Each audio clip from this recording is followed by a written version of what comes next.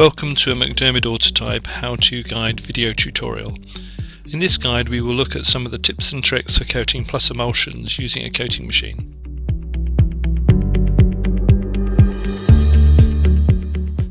Firstly, always wear the appropriate safety equipment when handling any emulsion.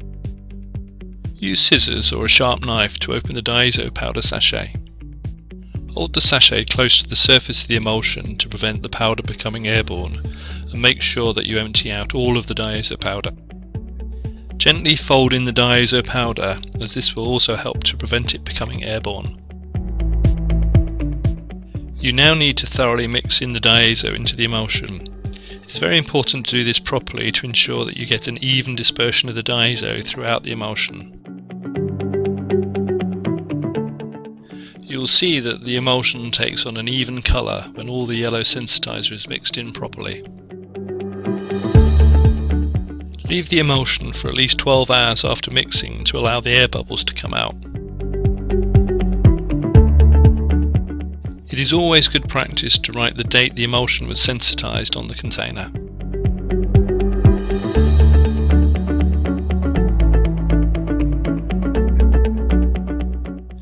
Make sure that the screen is clamped securely in the coating machine, and then fill the clean trough slowly to minimise air bubbles.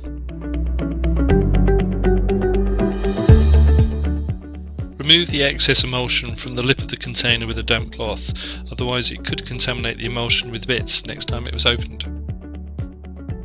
Every effort should be taken to minimise contamination, such as wearing suitable overalls and a hairnet if appropriate.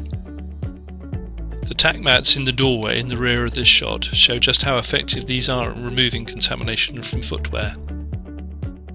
The screens used must be clean and dry and thoroughly degreased using either auto degreaser concentrate or universal mesh prep.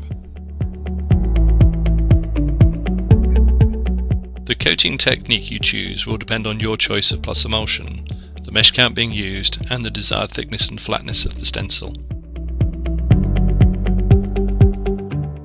It is important to use a slow coating speed, especially when coating a high viscosity emulsion onto a coarse mesh, otherwise you will trap many air bubbles in the mesh openings, which may lead to pinholes during printing. Additional wet-on-wet base coats can now be applied if a thick stencil is required, or if a coarse mesh is being used.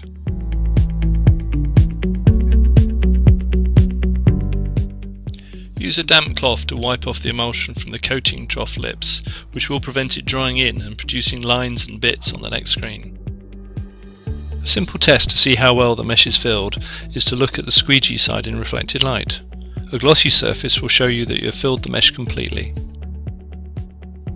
The screen should now be dried thoroughly in a drying cabinet. For more information on screen drying, go to the how-to guide to drying. If the highest print definition is required, then additional face coats may be applied to the print side after the base coat is fully dried. For more information on plus emulsions or any MacDermid Autotype product, please go to our website, macdermid.com/autotype.